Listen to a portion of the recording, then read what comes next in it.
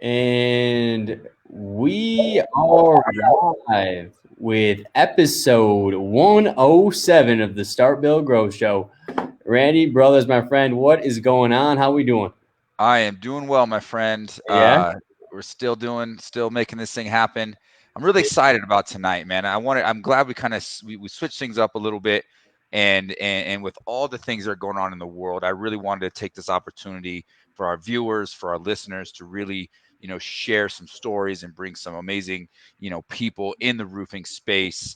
To kind of help educate us as consumers, as a community, as a roofing industry, on what we can do to help impact change in our society, in our life, with what's going on with a lot of the racism and social injustice that's been happening. So I'm excited about tonight, and I'm excited to bring on two very special guests, Kilisha Beasley, who works with me, been with us for a handful of years now, and just crushes it in the production department. She runs our production. She's one of our production coordinators. And then we got Kareem Hunter, who's you know him on Facebook, you know him pretty well within the roofing industry, roofing space. Very vocal and been a big influencer in the roofing space as well. So Kareem Hunter out of Indiana. Appreciate you guys both being here. Thanks for joining us. Thank you for having. Thank you so much. All right. So first off, what we're gonna do, and I apologize if the audio is still kind of messed up here. First off, I'm gonna lay some ground rules here, because obviously this is a subject that can get people going one way, one direction, can get people fired up, can really cause controversy and that sort of thing. By no means is that what we're trying to do. So first off, if you're going to have something negative to say, something bad to say, you're either going to be ignored or just cut off. That we're just not going to stand for that. This is all about education. This is an open dialogue, Q&A. If you have questions, you want to get some clarity and want to learn more about what's going on, learn about what you can do to support change in our society and in our industry, by all means, we encourage those comments and encourage questions and all those sort of things.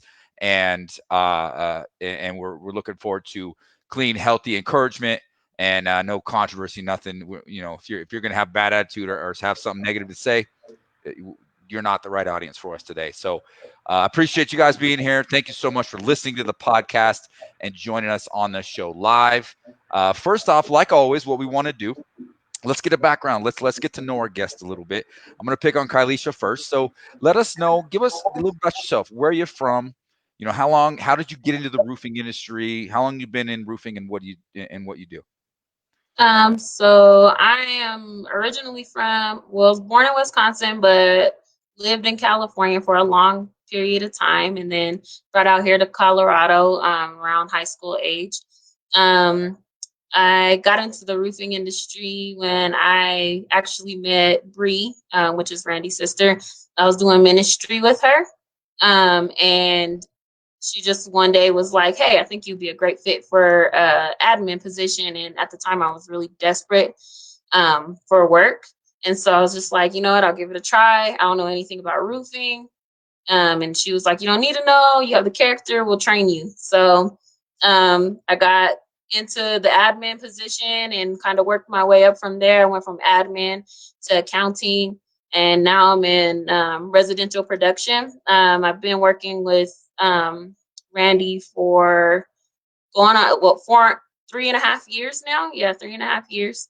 And I love it. I love everything about the company. Like, Randy's a great like boss and owner, and then as well as the just learning everything about construction. A lot of people are surprised when I tell them that I work in roofing. They're like, "What?"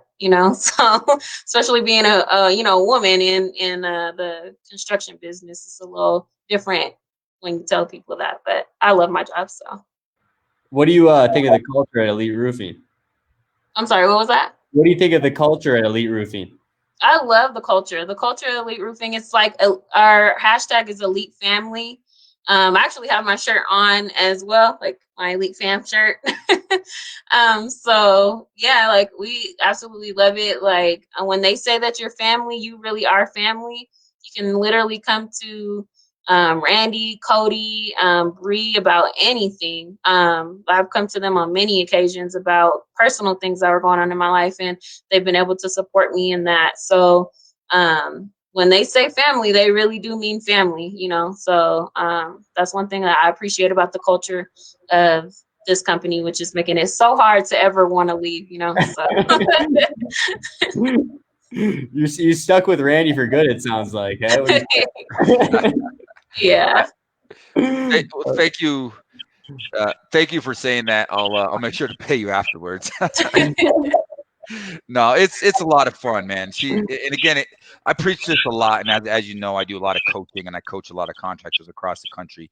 And one of my 3 rules of hiring, and this goes to show, it's not about experience, it's about character. To build a great culture in your business, hire character trained skills. She's already played multiple roles in our organization and continue to grow and continue to develop skills, but she was a great fit right from day one. And now it's turned into a career with more and more opportunities that continue to present themselves. And she's been a huge asset for us. And no joke, she probably knows more about roofs and technical things than a lot of you jokers out there. She's been through training. She works with materials each and every day. So you could probably throw us for some loops on some technical stuff, and she's gonna be able to answer it, which is awesome. All right, thanks, Kai. And Kareem, my man, I've been following you on Facebook. You've been very vocal, man. You're a huge advocate for the contractors, roofing contractors out there. My man just got off a roof, came down in here, jumped into his truck to join us tonight. He's still out there hustling, executing at a high level. Thanks for joining us. Let us know who you are, where you're from, and how'd you get into the roofing space as well. I appreciate you for having me, Randy. It started 20 years ago. I got into some trouble, and I had to go pay for my troubles. And when I got out, I met a man that offered me a job 20 minutes after I got out, and I never looked back. He ended up eventually working for me down the line. It's been an up and down journey for me. Randy, we were talking about it the other day. It's like I try really hard to trust people with the quality and lack thereof that we have in the production side of roofing. So I'm learning how to scale my business to start allowing subs to come in and do some of this work. Because again, I'm on these roofs because I love it, not because I have to do this. And I think a lot of people get that confused in the groups that we're on. But I got into subcontracting probably in about 2005, 2006. I had a couple months of not a lot of work. We had a lot of rain in Indianapolis, and I woke up one day. I was living in some apartments, and I heard like probably 10 roofing guns going off. So I jump out of my bed. I go out there, and there's 4 crews on my building. So I pick out who the owner was. I walked up to him and said, "Yo, man, you need another roofer." He told me no. So I kind of laughed at him and said, "Yo, I'll roof everybody you got up there." And he looked at me, he laughed at me. And he said, "So what you need, a gun?" I said, "I don't need nothing. I'll be right back." So I ran in my apartment, grabbed my pancake compressor, my hose, my gun, my tool belt. And I went up there for about 2 hours, and I made his best guy. And I'm going to say it in a nice way. I made his best guy look average, but that best guy is the only guy that's ever out-roofed me in 20 years. So he pulled me off the roof. He took me on a ride through some neighborhoods, told me he had a couple hundred roofs. We had just got hit with a big hailstorm in Indianapolis. He dropped me off at a roof with a tear-off bar, said he'd be back in 2 hours. And Randy, some of these jobs, back in the late 90s and early 2000s, they used staples to put these roofs on. So I got blessed. He dropped me off with a roof that had staples. I tore that thing off by myself in an hour and a half. He came back and he couldn't believe it. He was like, "Dude, you need to find 6 guys that I don't care if they never been on a roof before, as long as you can lead them, you can start subcontracting Monday." And that's how I got into subcontracting. That's awesome, man. And that story is not heard now this day and age. It's like it's like to come up as a sub and love what you do and be passionate about it. And man, it's refreshing to hear that. To be honest with you, and Kilisha deals with it. We're on the subject of roofing, right? But Kilisha deals with this day in and day out. She deals directly with our crews and directly with the quality control. So we work really hard to try to keep our quality up. And by one, setting really good standards and holding them accountable, but also having our own in-house labor that acts as quality control to make sure to hold them accountable. But that's a lot of process, a lot you have to do to try to do that. And I think a lot of people kind of unfortunately, in our space, kind of tend to cut corners there. So it's a breath of fresh air. And for all those of you out there that are subcontractors are still working, learn from what Kareem's saying, and let's bring passion and quality craftsmanship back up in roofing for sure. All right, so for everyone out there watching, thank you guys for joining us. If you have questions, feel free to fire them away. We do have some preloaded stuff we want to kind of bring up and talk about, and I'm going to go ahead and get that started here now, and then I'll let either me or Nick will kind of direct traffic just to make sure our audio stays okay here. So one of the biggest terms that are thrown out, it's in our title, that's come out here lately, big buzzword, right? Social injustice. And guilty as charged, not just with that, but with this whole entire topic. And for those of you, before I dive right into that, for those of you who don't know my backstory, I come from a mixed family. My mom was remarried to a black, my stepdad is black from North Carolina, and I was raised in mixed family. Both my sisters are mixed.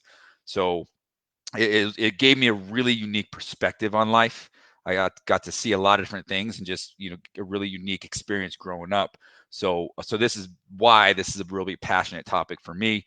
It's not just, a buzzword. It's love. It's heart. It's my blood that I literally have. That drives me to really become kind of more of an advocate to try to expose and really educate the consumers on some of these things. So I'm going to go ahead and direct over to Kilisha first here and just kind of get some clarity. Right. What I was saying is guilty as charged. Even with that background, I was still naive. I'll be honest. I was naive and I was uneducated, and I didn't put enough time and energy into really, really learning what social injustice was and what some things were going on right beneath my nose and right under, right in my own communities as well as communities across the world. So that's what our objective is today, is to expose and share and educate on that. Just like myself, I just want to get more educated, because I truly believe that if we're going to impact change, it's on me, right? It's on those of us that are essentially privileged and that aren't being oppressed and that aren't falling under these categories. We have to stand up and support, our brothers and sisters and bond together to help encourage change. So go ahead and give us your definition. I'll start with Kilisha and go over to you, Kareem. So, social injustice is like, if you think of it as an umbrella, it's an umbrella for equal rights for everyone, right? So, there's social justice for gay people, for Hispanics, but at this time, social injustice has to do with race, because that's the issue that we're dealing with. And so we're just focused right now on the injustice that African Americans have had over the course of time, meaning like not having the same rights as someone who is white, or someone who has more privilege, would be a better word for that. So that is the definition of social injustice, is just having that equal balance amongst everyone, no matter what you categorize yourself as, whether you be gay, you're straight, you're black, you're white. Like, we want it straight across the board, equal, like no one's more dominant than the other. And that pertains to male, female as well. Male, right? female This as has well. been a big thing as well, is our males being paid the same amount as females, are blacks being paid the same amount as whites for the exact work, right? That's kind of what we're talking about here. And obviously specific to the exact topic, it has to do with race, right? Currently, that's what we're discussing. So Kareem, what's your thoughts on that or definition? Honestly, the more as these days are turning into weeks and months from what happened, I think we're all kind of learning, really, and a lot of people. And kudos for you to even step up and say what you said in your post a few days ago. But I just think it's the respect of understanding history and knowing what this country stands for and what it was built on. And I think a lot of white Americans that I go back and forth with, I think the way they look at this is, well, I didn't live in the past. We weren't in the 1800s, so it's not my responsibility. And I think it is everyone's responsibility to identify the problems and the injustices that this country has been dealing with from the beginning. I think we got to start there. But in a nutshell, pretty much what she said. I mean, it's all the way around the board, from race to gender to sex. But like you said, we're dealing with racism right now, and I think America needs to open their eyes, and we all need to come together. Simply realize what the problems are, and let's work together as we're doing now, and let's educate each other on why Black people feel this way and why white people feel this way. Yeah. So I'm gonna keep it to you, then go back to Kai here. And on that same note, the term that gets thrown out a lot, and I put in my post, which I knew I was gonna get heat, but I wanted that because the whole point is to get people talking, right? That's what we're trying to do, get people talking. And if one person sees that and says, you know what, I am gonna log in and watch the show, or I am gonna do some research, I'm gonna go on YouTube, I'm gonna read a book, then it was well worth it, right? That's how I looked at that. So, the buzzword of, and it sucks it's even a buzzword, but because it's really it's a reality, but systemic racism. Okay, what help me share with the people what exactly that is and what that means and what the definition of that is. Okay, look, to simplify this as best I can do is you have to, one, be open to what this country was built on. And we got to, so we don't have to go back 400 years, but let's just take it back to the 50s and the 60s and the 70s from my aunties and my uncles that are still living on this earth, that was involved in civil rights, and they marched and they did all that. When you look at how the government set up our communities, our urban communities, and how we were dealt the cards that we were dealt, it's crazy when you look at 40, 50 years down the line and they're like, well, hey, everyone has the same opportunities. Well, when your opportunities were built to keep an umbrella, to keep a string on you for how far you can go financially, spiritually, whatever you want to put that under, that's the systematic problem. That's the problem that we deal with. When welfare was first given out to the Black community, they basically said the father cannot be in the home if you want this money. And so then the Black mothers start, and that's kind of the trickle down effect. And now we get a lot of bad, a lot of Black men that, well, the world thinks that we're bad fathers because of that.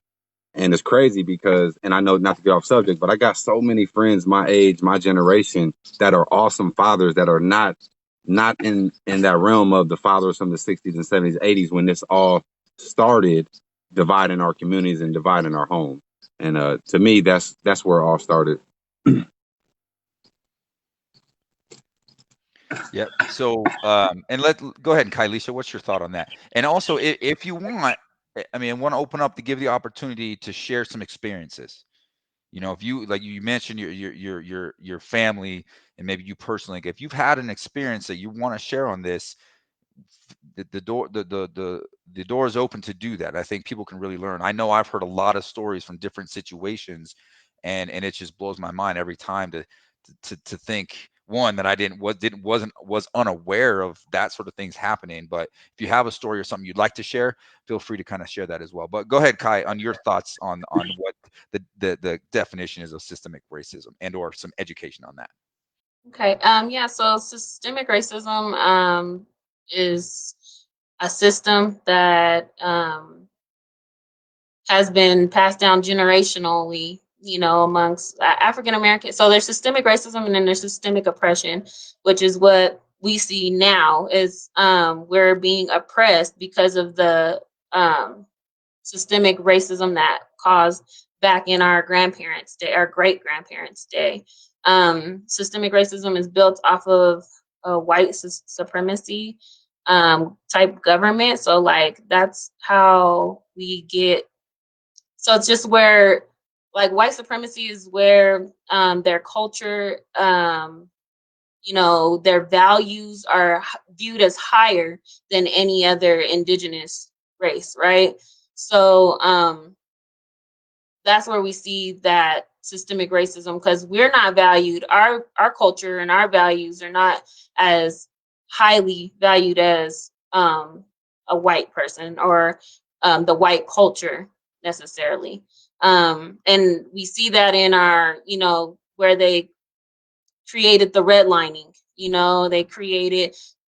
made it harder for our educational system, for us to get an education, and it became harder for all the different things that would make sense for us to have is equal. And in that sense, that's where I'm coming from. That's what I'm getting. So one thing that I would recommend out there, and maybe if you want to post this, Nick, is I watched and what's great that's happening is you go on to pretty much any of the streaming services, they're going to have like a number of videos and documentaries and different things to help educate people. So that's where I kind of been trying to dive in and take in some content.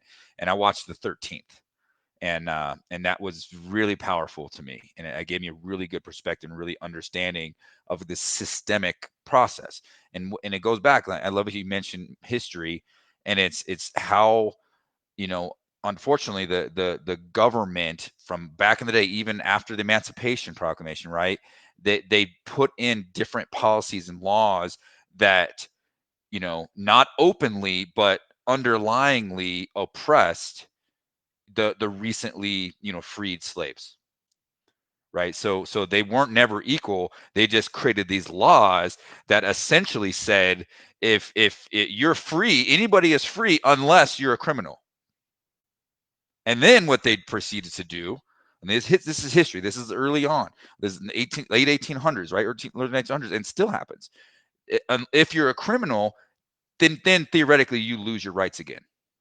So then what they've done, okay, I know I'm going here, but then what they've done is created laws and allowed the governing bodies, the police force and all this stuff, they basically empowered them to do whatever they want in certain situations to label people as criminals, and more importantly, black people as criminals, and therefore taking away their rights right after they supposedly gave them the rights. So that's kind of the historical basis that I learned from watching that show.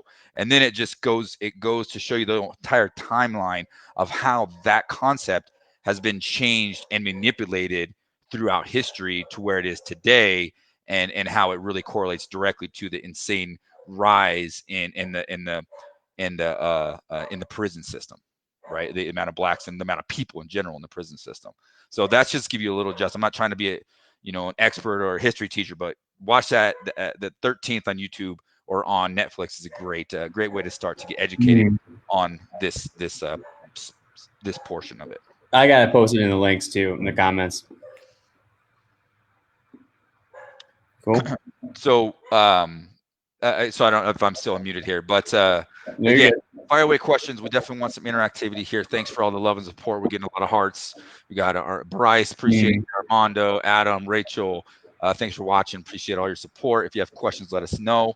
Another big thing here. Let's. Is there something else you have a comment on or thought on that? Either one of you? No, I'll wait. I'll dig in here in a few. Okay. All right. So what I'm going to do is let's go into the movement that is Black Lives Matter, because that's something that it started happening 5, 6, 7 years ago, and now it's becoming even more and more, gaining more and more traction, and I love it because it's a movement, right? So let's give a definition to that and what that really means from a couple different perspectives, and then how that pertains to which, unfortunately, a lot of people just kind of automatically go to the all lives matter or blue lives matter. Yes, I understand that, and that's very, very true. But how are they correlated, and how does that all create the change that we're trying to, leading and starting with Black Lives Matter? I'll go first. So be honest with you all, I haven't really followed Black Lives Matter from the beginning. I understand the movement. I understand why it's needed. I'll say that. I get a lot of slack because I try to encourage the Black community of what we can do to not put ourselves in the bucket or in the crab, in the bottom of the barrel, because in our community, it's like we get so many the younger generation are just so disrespectful, and to me, I think we have a lot of young African Americans that are racist. you know. And I know a lot of my friends and my family are going to hate hearing that, but it's true. And is it an excuse? Do they have the right? No, two wrongs don't make it right. And we're so deep into this right now that I want to be really careful on what I say, because it is a problem for Black Americans, but I think we need to take responsibility and pick ourselves up too, because at the end of the day, none of this is ever going to. I mean, I'm not going to say I believe and I hope that we can get to 50-50 equal everything, but the realistic part of it is this: when Black people say support Black businesses, that's not really possible. You'll the maker of this hat, the maker of this shirt, the maker of the vehicle I'm in, most of them are probably owned by white men or women. If any of those companies ever said support a white business, I would never buy this hat. I'll never buy a Silverado. I'll never buy a lime green shirt ever again. So I don't understand, why again, systematic, the system that they set up encourages Black people to do this, and we're the only race on this planet. You'll never hear an Asian, you'll never hear a Jamaican, you'll never hear Irish. No one will ever say support Irish business. They don't have to, and for whatever reason. And when you hear white people say, "Well, no, there's no such thing as systematic," right there is your proof. Right there is the reason why Black people have to say that, because we feel like we have to fight for something. We have to fight. So as far as the Black Lives Matter movement, I understand it. I get it. I wish people would do their research and really find out who's behind a lot of these riots. Because I've seen so many videos of white people, Asian people, setting some of these buildings on fire. It's so easy to get caught up in a narrative, and then we find ourselves having to defend it of what's going on. I just don't think that's right. So I know I'm kind of all over the place, but you'll never see me, do a hashtag BLM on any of my posts. I understand, I respect the movement, I understand why it's there, but we have so many other problems that we have to deal with in our community that I've chosen to fight the long battle. And I just, because I'm not the best guy to speak for the injustices of what happened 50, 60 years ago. I mean, people like my auntie, my uncles, those are the people that I think that we need to put in the forefront, because those people, they're during the transition period. They're here now and they've understand where we were 50, 60 years ago. So I'm learning how to keep my mouth shut a little more and not put my foot in my mouth, because sometimes we get caught up in the emotions. I'm a human being. I hear someone say something, I gotta feel like I can change this person's view, and we can't forcibly change anybody. People are going to have to want to change. They're going to have to want to embrace the history of our country and be honest with themselves. I mean, brutally honest with themselves. White America and Black America. Respect No, that that. was a lot. I'm sorry. No, that's good. No, so let's shift gears over and give the floor over here to Kilisha. Black Lives Matter. So I understand where it came from. So it comes from like years ago, or back when the Mike Brown case happened. And it uprised from police brutality against African Americans.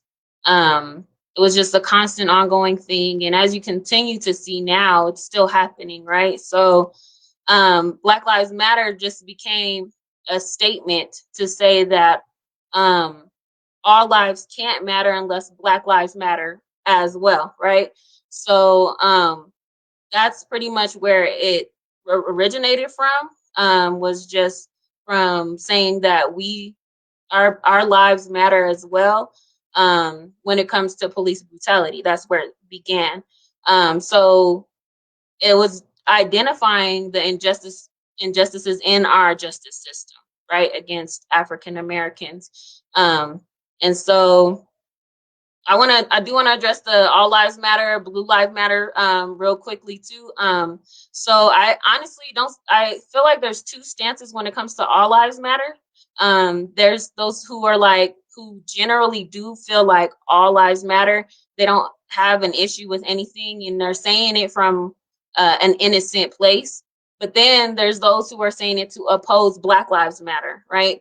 So you do get it from both sides. So it is important for those to know, like, of course, all lives do matter. Like, we're not saying that at all. What we're saying is that Black lives don't matter, and they can't matter until all lives all lives can't matter until Black lives matter as well, right? And then when it comes to Blue Lives Matter, I hate to sound like this, but it can't really be a thing. Like, Blue Lives Matter is not really a thing. I say this because being blue is not your identity. You don't identify. You're not born a police officer, right? That's their that's what they do, right? They should be able to separate themselves from who they are and what they do. So for you to say Blue Lives Matter is not really a thing. Like, your life does matter. That's where you fall under All Lives Matter, right? So that's where I stand on Black Lives Matter. I do believe that Black Lives Matter. I do stand behind that. You know, aside from being Black, I grew up hearing stories of my grandmother. She marched with Dr. King, and I loved hearing her stories. You know, she talked about how she was in the street when a riot broke out, and her father had to run and hide them in the side of a building because they were being sick, like attack dogs sicked on them and things like that. So for me, personally, this movement it's really personal to me, because I feel like my grandmother and my father who fought for this, is starting to feel like it was for no reason, you know? And so now here I am today with children of my own, who will be my grandma's great grandkids, and having to do the same exact thing, you know? I don't want my boys to have to deal with the social injustice, the injustice in the justice system, the lack of mental health care, education, those things. I want my kids to have the equal opportunity as everyone else, you know? And I believe that my grandparents and my father, who was a Black Panther as well, like, I believe that they did this for a cause, you know? And they tell me all the time, and how proud they were, you know, in doing that, because they thought it was really going to make a difference. And so in some places it's discouraging to see this still going on, and in other places it's encouraging to know that change can come. So but yeah, that's where I stand as far as Black Lives Matter. Let me interject. We got a good question from Rachel. Thank you, Rachel. Great, longtime supporter of the show. Glad to have you on. We'll get you on again. Media on both sides seem to focus on the most extreme and the most troubling news. What things do you hear on the media that you would say or think that I should? What things do you hear on the media that I should think twice before I actually believe it? Is there anything that kind of stands out there? My short answer: everything.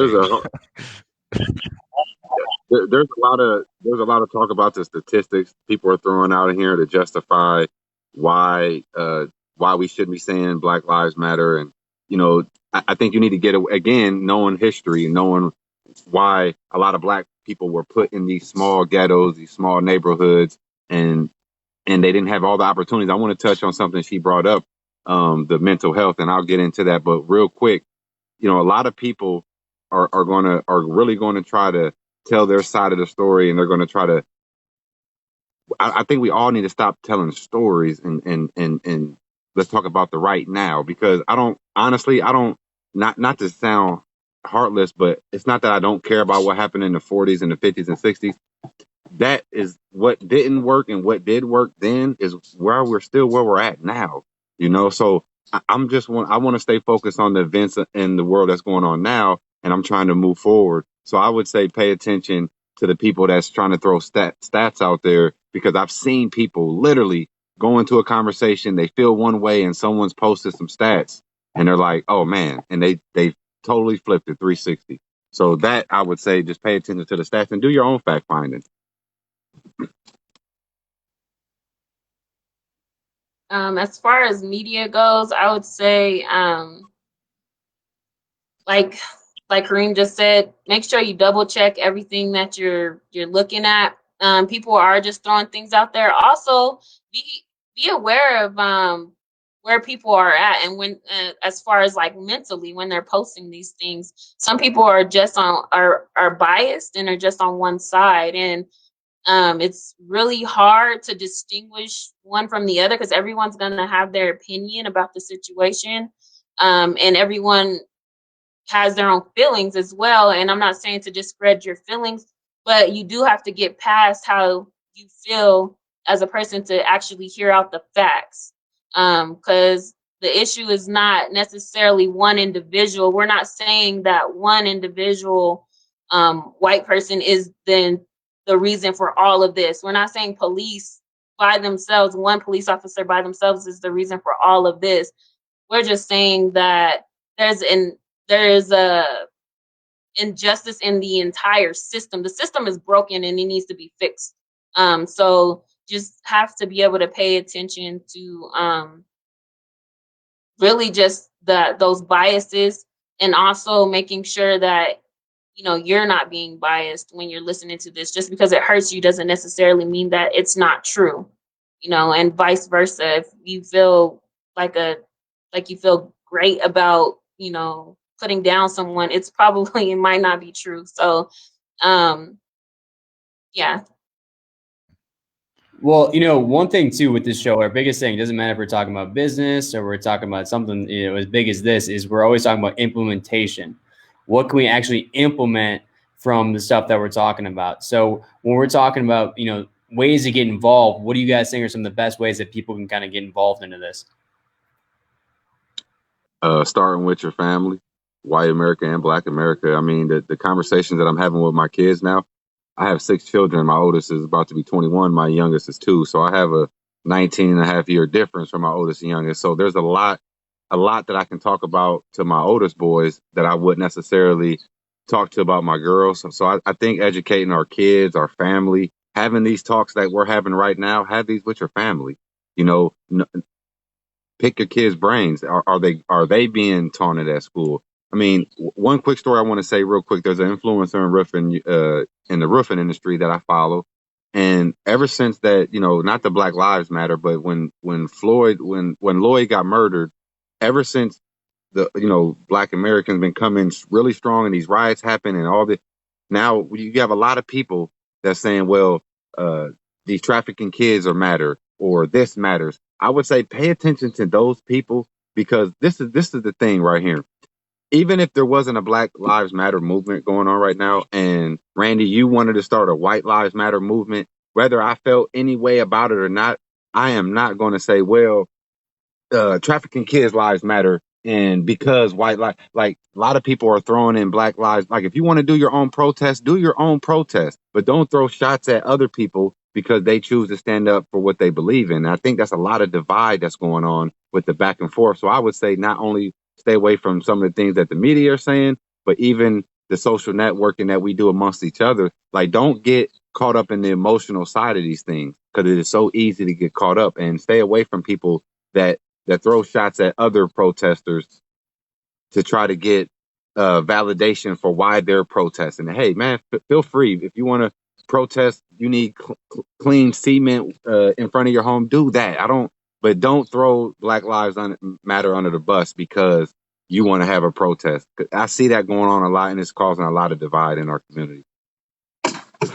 That's that's interesting. I like that you mentioned that, because another guy that works with us, Tiara, she's actually going to school, like studying like all this and really, really factual. I know she's consulted with me and with Kilisha before this, and she kind of defined that as like, maybe you can attest a little bit more. I want to see if you can remember Kilisha, but she talked more about how like that is diversion, like a diversion tactic of just coming in with something from left field that has completely no relevance, trying to make it relevant in order to decompress or take away from what's really happening, right?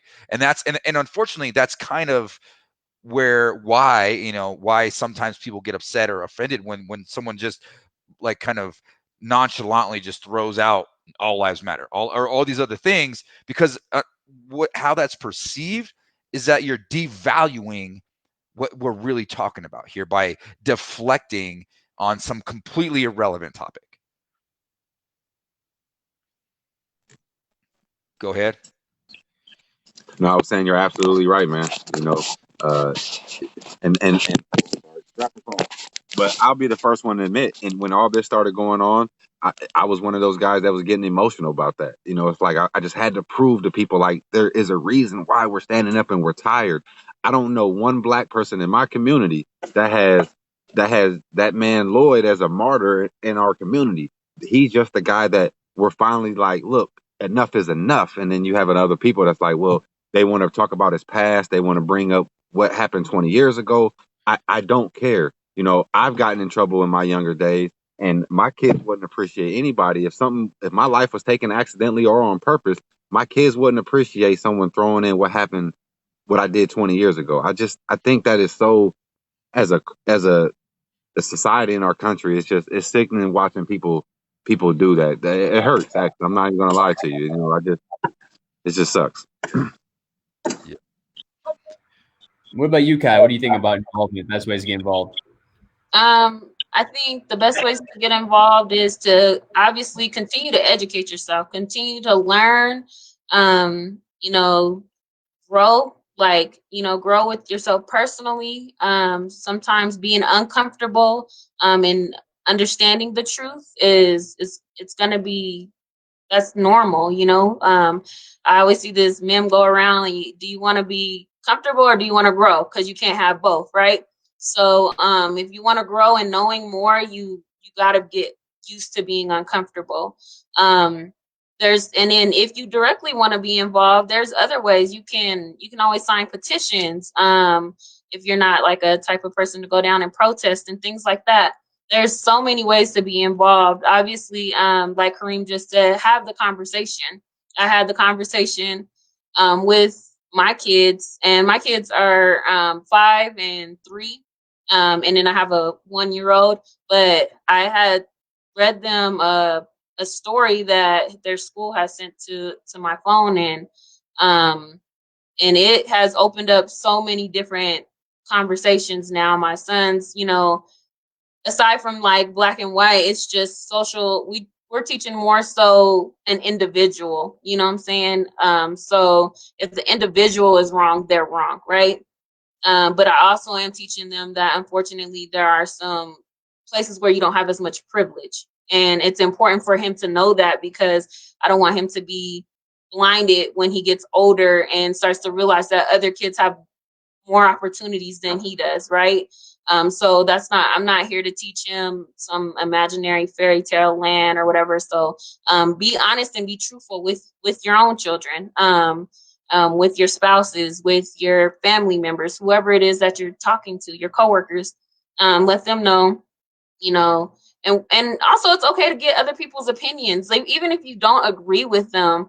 I talk to people all the time on the opposing side, and at first, I'm not gonna lie, sometimes it strikes a nerve, and I get a little bit of defense, you know, going on. But after a while, you know, I have to sit back and actually try to understand why this person thinks this way. Oh yeah, they've never been through this. They've never seen this happen. They've never actually seen it play out. So being understanding is another way to just involve yourself fully. Like if you're really gonna take a stance, like understand where other people are coming from, but also be willing to understand what's really going on and what's happening, and be open to the truth, whether it hurts or not.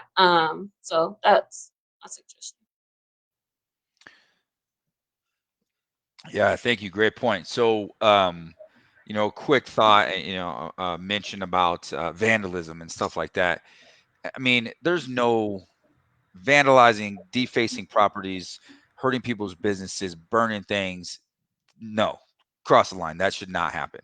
Okay, protest, absolutely. You got to stand up for what you believe in, regardless of the issue. We have that right as U.S. as American citizens, as human people.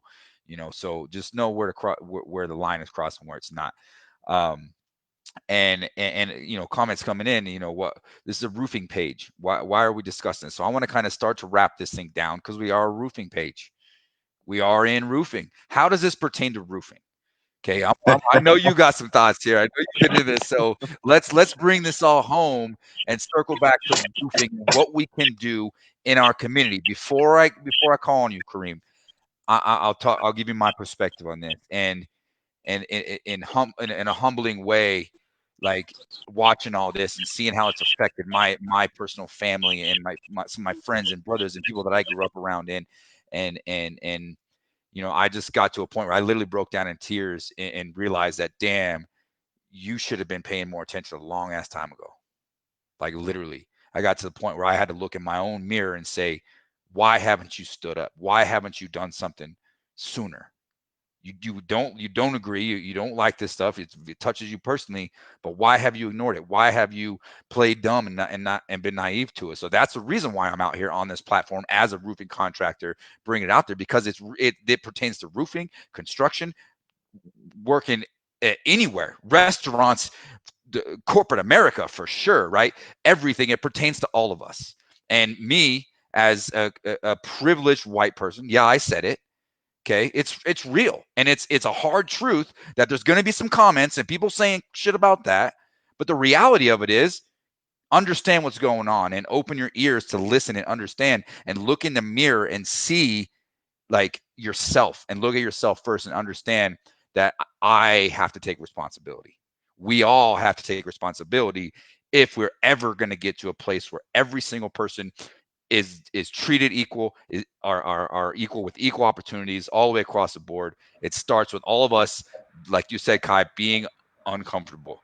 Mm-hmm. Yeah, being right here on this. I want to say though, in the comments, we've had a lot of great comments. I mean, Mike, Lindsay, Armando, Adam. I mean, we Devin, Kevin. For the most part, Rachel. I mean, we've had a lot of great comments though too. People asking questions, saying there's a great topic to talk about. For the most part, 90% of them have been good though too. So, but before Randy, you want to take that question and hand that over to Kareem again? Yeah. So roofing. Let's start to wrap this thing up. Again, thank you so much for your time. And as always, we appreciate everybody. If you haven't subscribed to the podcast, we cover it's random. You never know what you're going to get on the Start Build Grow Show podcast. So make sure to subscribe, make sure to like us, and follow everybody on the show. We'll give you some information at the end. But let's wrap this thing up and talk about roofing. How does this all pertain to the roofing space?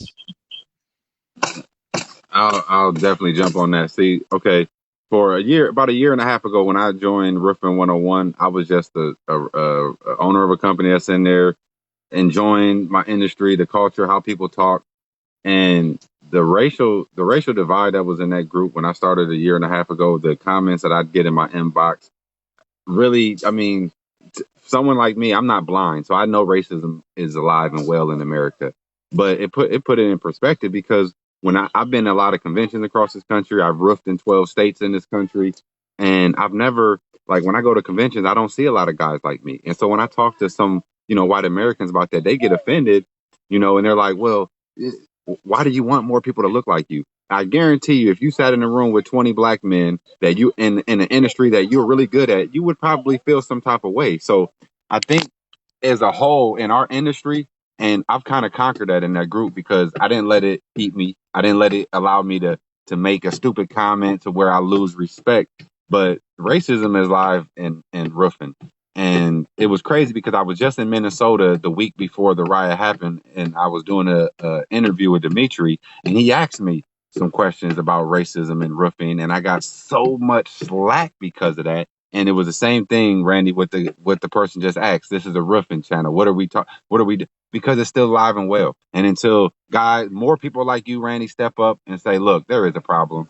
Whether I'm part of the problem or I'm part of the solution, then that's the part I'm trying to identify now. And if people want to turn a blind eye to what's going on in our industry, that's fine. And that's not even just towards, a black man. It's towards the Hispanics as well. I mean, you want to hear some things that you got to put earmuffs on all your kids on. I mean, stick around some of these roofing groups, and that's why I've been trying so hard to change the culture and just the positive side, and getting roofers to understand that we can have conversations, we can respect each other like doctors and lawyers do. You'll never find a lawyer group or a doctor group where they're talking the way that roofers talk, and think that that's acceptable, and think that they'll have a job when they come out of that group if someone didn't screenshot it and send it to their boss. We get away with murder in our industry, and I just want to be one of the guys with a voice to say it has to stop. And we got to start investing in And these younger kids, we got to start teaching them that they can make really good money at a young age. They can be a career, and they can be happy, and their family can be happy, and they can do all the things they want to do with roofing. So, but there definitely is a divide, and there definitely is.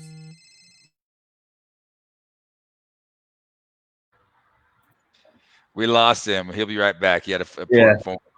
We're bringing him back on right now. Yeah. There we Sorry go. about that. That was a customer. But but people that say that there's not racism in our industry, they're not being 100% with themselves. They're not being real.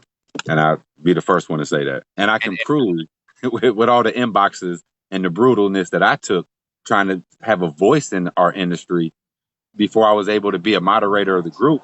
Man, I had everybody. I've been called everything but a black man in that group. So it's alive and well, and people need to recognize that. And we need to deal with it, and let's move on. Yeah, and I'm even going to go out and on a limb and talk about it from a multicultural perspective, because roofing is very culturally diverse, right? We have a lot of Hispanics in our space, and very few black people, right? We have, I think, 4 or 5 black people that work, for Elite Roofing, and I don't even know another company in our space that's even close to that diverse, right? And it's just normal for us, right? However, you can go on a Hispanic roofing crew and ask what they're saying about their bosses and the owners of the companies. Not good. The privileged white owners. Go to all the different sections within the space. They all have negative things to say about each other in construction. And that's and I love what you're doing with the groups that you're working on. And it's important that we expose this and talk about it, because we're trying to improve and grow our industry. There's a ton of opportunity in roofing, and there's a ton of demand and ton of need for good quality labor and good quality people in the business. And if we keep bringing each other down, all we're doing is hurting the industry. So we need to start bringing each other up, regardless of our differences, and regardless of how we look, and encourage growth from, imagine if there was a lot more Kareems out there, how much better our roofing industry would be. That's what I'm here for, man. And I appreciate the opportunity to even share your platform, just to have a voice in it. Yeah, man. Cool. All right. So, Nick, I'm gonna lean up to you. Ask the question, brother. Ask the question. Golden nugget. All right. Well, so pretty much after every episode, right, we're looking for a golden nugget that's about the topic that we discussed today, that you want to leave people with. Maybe something they can implement, think about, whatever it might be. But lately, to give you guys a second to think about it, I make Randy go first. So, Randy, man, you can go first, and then we'll go around. And I'm going to just kind of rehash on what I was kind of ranted on a little bit earlier. Just take a deep dive, look at yourself, and analyze. You may not know what kind of tendencies you have that's been passed down through generations and generations. You don't even know. It's stuff that may be ingrained, and perceptions about other people that outwardly, I don't see color. Oh my God, that kills me, right? We don't even got to see the laughs, but people see that because just naivety.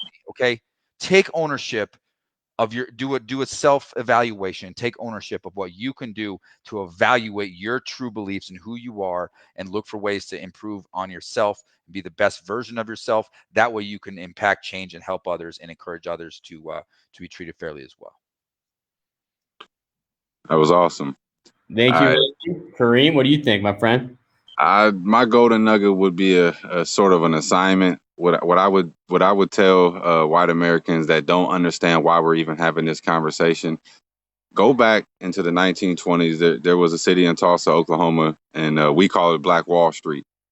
Look at that story, see what the Black Americans did for their community, and see how it was taken away, and see how that still plays a part in our same communities. Why we as Black people can't even learn how to work together, because it was taken from us. It means a lot to a lot of us, because when you see a picture of a slave, or you see a book or a movie, think about what a Black person thinks about when they see that. All right. Because a lot of white folks that don't understand why we're having this conversation, there was a picture that was posted. I don't know if you guys seen it, but it was a picture of a Black guy with 5 slaves around him with chains around their neck. And there was we were in the store. Actually, we were at ABC last week, and a white guy seen that. He got really angry. He got really angry. But that's what the people that don't understand why we're having this conversation, those are the emotions and feelings that they need to feel for peace, and then they'll understand why Black Americans feel the way they do. I love it, Kareem. Thanks, man. Appreciate you joining us today. What about No you? doubt, man. What do you think, Kai? What's your golden nugget? Yeah, so my golden nugget would be to just be more understanding. Like I've learned from listening to Randy and listening to Kareem today that like our world just lacks understanding. Like from being a Black male in the roofing industry and then being from a multicultural home in the roofing industry, and how this specific issue is impacting them differently, you know. I'm a Black woman in the roofing industry, and although I may not be on the front line, I still do see some of the stuff that our guys deal with. You know, I deal directly with our crews, and majority of our crews being Hispanic. I do see the things that they come across and things like that. So be more understanding, and also know where you play that part in the issue. You know, are you helping? Are you trying to be a part of the solution, or are you a part of the actual problem? And so identify where you are, understand where others are coming from, and try to make that change. That's what my golden nugget Awesome. Thank you, Kai. Thank you so much for joining us today. Guys, Randy, Kareem, Kai, everybody, thank you so much. I think it's extremely informative, educational for people out there in the space, and I think this is part of making the change that needs to happen. So, guys, thank you so much for joining us. Episode 107 of the Start Build Growth Show, guys. We'll be back next Wednesday night. Special edition. Take care, everyone, and God bless.